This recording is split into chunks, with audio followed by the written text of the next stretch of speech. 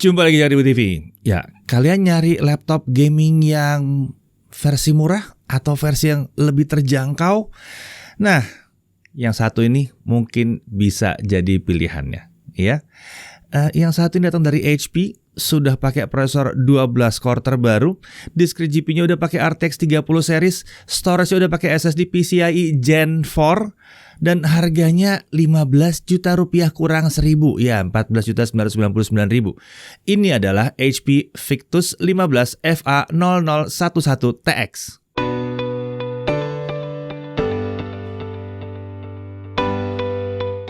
Ya, HP sekarang memperbarui lini laptop gaming mereka untuk tahun 2022. Sekarang, lini laptop gaming HP disederhanakan hanya jadi Omen dan Victus aja. Ya, Pavilion Gaming sekarang sudah resmi digantikan oleh Victus sebagai laptop gaming kelas mainstream dari HP, atau bisa dibilang yang versi terjangkau, ya. Victus yang kami uji ini berbeda dengan yang pernah kami bahas sebelumnya karena pakai layar yang 15,6 inci. Oke, mari kita langsung aja mulai bahas dari spesifikasinya ya. Prosesornya dia pakai Intel Core i5 12500H, codename-nya Alder Lake. Fabrikasinya Intel 7, base power 45 watt, 12 core, 16 thread, ada 4 performance atau P-core dan ada 8 efficient core atau E-core. Nah, Intel Smart Cache-nya ada 18 MB. Integrated graphics-nya dia pakai Intel Iris Xe Graphics dengan 80 execution unit. Untuk memori atau RAM-nya yang terpasang adalah 8 GB DDR4 3200 MHz single channel ya. Tapi tenang, dia punya 2 slot SODIMM. Jadi dengan gampang kalian bisa nambahin lagi. Dan karena di DDR4 jadi ya lebih murah dong daripada kalau pakai DDR5. Untuk storage-nya dia pakai 512 GB SSD M.2 NVMe dengan jalur PCIe Gen 4x4. Sayangnya di laptop ini kita nggak bisa nambah SSD M.2 kedua atau storage SATA juga nggak bisa. Jadi kalau mau nambah SSD ya harus ganti yang bawaannya jadi yang lebih besar. Untuk disk graphics dia pakai Nvidia GeForce RTX 3050 laptop GPU dengan 4 GB GDDR6. TGP maksimalnya ada di 75 watt. Wireless connectivity dia pakai modul MediaTek di sini, mendukung Wi-Fi 6 dan Bluetooth-nya udah versi 5.2. Kapasitas baterainya adalah 70 watt hour dan OS-nya tentunya Windows 11 dan nggak usah dibeli lagi, udah jadi bawaannya. Untuk body, form factor-nya adalah clamshell.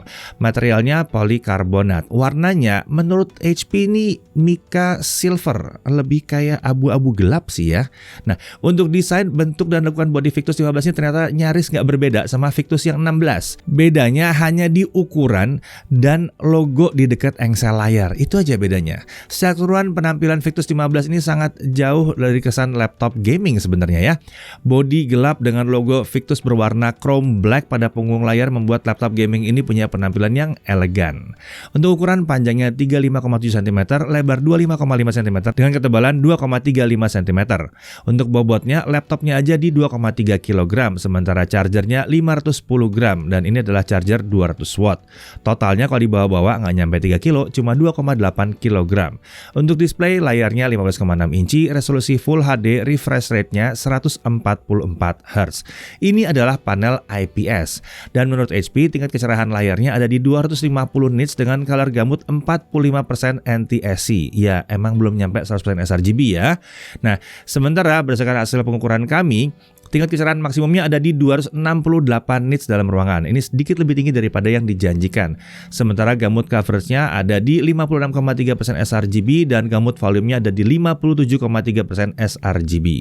Layar ini memang lebih ditujukan untuk skenario gaming ya, bukan ke arah content creation.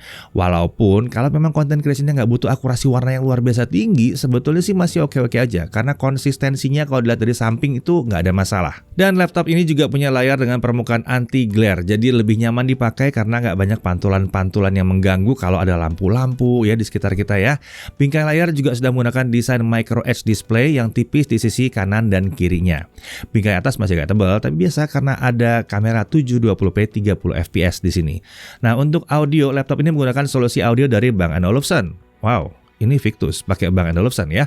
Dengan 2 speaker pada sisi samping bodi dan keluaran suaranya mengarah ke alas laptop. Suara yang dihasilkannya memang belum yang paling lantang yang pernah kami dengar, tapi kualitasnya udah lumayan oke. Untuk konektor di kiri ada satu DC in, ada satu USB 3.2 Gen 1 5 Gbps yang ini udah support HP Sleep and Charge, lalu ada satu 3,5 mm audio combo jack, dan ada satu SD card reader. Untuk di kanan ada satu USB-C 3.2 Gen 1 5 Gbps yang udah support display out dengan protokol DisplayPort 1.4 dan juga udah support HP Sleep and Charge. Lalu di sini juga ada 1 gigabit Ethernet. Kemudian ada satu USB 3.2 Gen 1 5 Gbps lagi dan ada satu HDMI 2.1. Untuk keyboard desainnya dan tata letaknya ini ternyata tetap mirip seperti Omen yang merupakan seri di atasnya. Ada tombol numpad untuk memudahkan proses input angka kalau dibutuhkan. Untuk tombol panah ukurannya sedikit lebih kecil dibandingkan tombol lainnya, tetapi ditempatkan terpisah jadi tidak terganggu oleh tombol-tombol lain ya.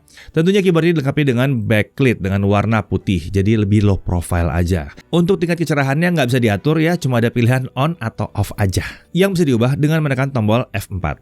Nah, untuk touchpad ukurannya tergolong besar dan memanjang dari tombol spacebar hingga kontrol yang kanan. Aktivitas mengetik masih tergolong nyaman karena telapak tangan nggak terlalu mudah masuk ke area touchpad ya. Untuk cooling system, sistem pendinginnya ini dilengkapi dengan 2 buah heat pipe dan 2 buah kipas. Uniknya, posisi kedua kipas ini menyatu pada sisi sebelah kiri keyboard, bukan terpisah di kanan kiri seperti laptop gaming lainnya. Menariknya dengan posisi kipas seperti ini, area tombol WASD jadi terbebas dari komponen penghasil panas. Jadi suhu permukaan tetap rendah walaupun laptop sedang digeber main game. Sementara untuk buangan udara panas ini mengarah langsung ke belakang. Oke, sekarang kita masuk ke pengujian performanya ya. Ada 3 profil performa yang bisa dipilih di software Omen Gaming Hub, yaitu Quiet, Default, dan Performance. Pada software ini pengguna juga dapat mengatur kecepatan kipas di Auto atau di Max. Kita coba dulu dengan Cinebench R15, kita looping 20 kali untuk lihat konsistensinya ya. Baik di mode default maupun performance, skor tertinggi yang dihasilkan adalah sekitar 2300 poin. Sebagai perbandingan, sebuah Core i7 12650H adalah kurang lebih 2360 poin. Iya, luar biasa. Ini Core i5 ya, mirip ya. Bahkan Core i9 11900H, skor tertinggi adalah 2270 poin. Sementara Core i5 11400H yang jadi pendahulunya harusnya ya, itu skornya ada di 1536 poin. Jadi Core i5 terbaru ini emang kencang parah, luar biasa. Sementara untuk skor yang dapat dipertahankan ada di kisaran 1820 sampai 1850 baik di mode default maupun performance. Untuk suhu kerjanya gimana? Nah, di mode default suhu itu sempat mencapai 89 derajat Celcius di awal pengujian lalu turun ke 69 sampai 74 derajat Celcius. Sementara di mode performance dengan kecepatan kipas di Max, suhu sempat mencapai 90 derajat Celcius di awal pengujian lalu turun ke 70 sampai 77 derajat Celcius. Oke, sekarang kita langsung coba dengan Blender 3.01 ya. Kita lihat. Untuk CPU rendering ini semua selesai dalam waktu 3 menit 20 detik. Nah, kalau kita pakai akselerasi CUDA dengan RTX 3050-nya, waktunya turun banget jadi 47 detik aja ya. Nah, sekarang mari kita lihat suhu kerjanya pada saat ngerender tadi. Di mode performance dengan kecepatan kipas Max, suhu prosesor sempat lompat ke 82 derajat Celcius di menit-menit awal, kemudian turun ke kisaran 70 derajat Celcius. Sementara suhu tertinggi dari disk GPU-nya hanya di 65 derajat Celcius saja. Oke, beralih ke editing video. Premiere Pro CC 2022 mengolah video 4K 60 yang panjangnya 2 menit 7 detik ya, dengan software only itu kalau single channel butuh waktu 16 menit 3 detik. Nah, supaya kencang kita tambahin lagi satu keping yang seharusnya kalian lakukan untuk semua laptop high performance ya. Jadi kita bikin dual channel 2x8 GB itu selesai dalam waktu 10 menit 3 detik. Kalau kita pakai akselerasi CUDA-nya, single channel 8 GB selesai dalam waktu 2 menit 23 detik. Sementara kalau dual channel 16 GB selesai dalam waktu 2 menit 14 detik. Ingat ya, tadi 4K 60, sekarang baru yang Full HD 60 fps. Software only, single channel 8 GB 2 menit 38 detik, dual channel 16 GB 2 menit 5 detik. Lalu kalau kita pakai CUDA, single channel 8 GB selesai dalam waktu 43 detik dan dual channel 16 GB dapat 38 detik saja. Jadi mau video editing kenceng yang satu ini. Terutama kalau kalian upgrade dia jadi 16GB dual channel. Nah, untuk suhu kerjanya di mode performance kecepatan kipas max, suhu prosesor itu tetap terjaga di bawah 80 derajat Celcius. Sementara suhu tertinggi disk GPU-nya hanya mencapai 66 derajat Celcius. Oke, sekarang kita beralih ke DaVinci Resolve yang masih versi 17 ya. Untuk 4K 60, single channel 8GB selesai dalam waktu 5 menit 42 detik, sementara dual channel 16GB 4 menit 42 detik. Ini videonya yang 2 menit 7 detik tadi ya. Nah, kalau Full HD 60 fps ya, single channel 8GB 1 menit 34 detik dan dual channel 16GB selesai dalam waktu 1 menit 18 detik. Nah, lebih mantap kalau pakai Full HD 60 di sini. Untuk suhu kerjanya pada saat kita mengekspor video 4K di mode performance dengan kecepatan kipas di max, prosesor masih terjaga di kisaran 80-90 derajat Celcius. Sementara suhu tertinggi untuk disk GPU hanya mencapai 70 derajat Celcius saja. Nah, kita lanjut ke pengujian gaming, tapi kita langsung dual channel 16GB aja ya settingannya. Ya, kita mulai dari Dota 2 1080p fastest render scale 100%, kita dapat 110 sampai 150 fps. Kenceng. CS:GO 1080p low, kita bisa dapat 270 sampai 490 fps. Shadow of the Tomb Raider 1080p setting di high, ray tracing di medium, DLSS-nya di quality, kita masih dapat 70 sampai 90 fps. God of War 1080p settingnya di high, DLSS-nya di quality, masih bisa 50 sampai 60 fps. Cyberpunk 2077 1080p medium, DLSS-nya di quality dan ray tracing-nya di off, kita dapat 40 sampai 70 fps. Red Dead Redemption 2 1080p medium, DLSS-nya di quality, kita dapat 60 sampai 80 fps. Lalu Assassin's Creed Valhalla 1080p medium, kita dapat 55 sampai 70 fps. Nah, di game yang satu ini kalau kita mainkan selama 30 menit, suhunya di mode performance dengan kecepatan kipas di max, itu prosesor dan disk GPU-nya bisa dipertahankan di bawah 80 derajat Celcius. Untuk suhu permukaan body, memainkan game yang sama selama 30 menit, area keyboard suhu paling tinggi kami temukan di area tengah ke kanan dengan suhu mencapai 37 derajat Celcius. Sementara suhu tombol WASD terjaga di bawah 35 derajat Celcius.